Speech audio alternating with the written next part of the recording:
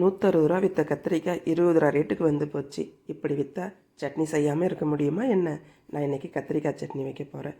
அதுக்கு 1/2 கிலோ பிஞ்சு கத்திரிக்காய், 3 தக்காளி, 3 வெங்காயம், ஒரு 5-6 பச்சை மிளகாய், இது எல்லாத்தையும் அரிஞ்சு பாத்திரத்தை ஹீட் பண்ணி 1 ஸ்பூன் எண்ணெய் விட்டு இது எல்லாத்தையும் அதில் சேர்த்து சட்னிக்கு தேவையான அளவு கல் உப்பையும் சேர்த்து நல்லா வதக்கி எடுத்துக்கிட்டேன்.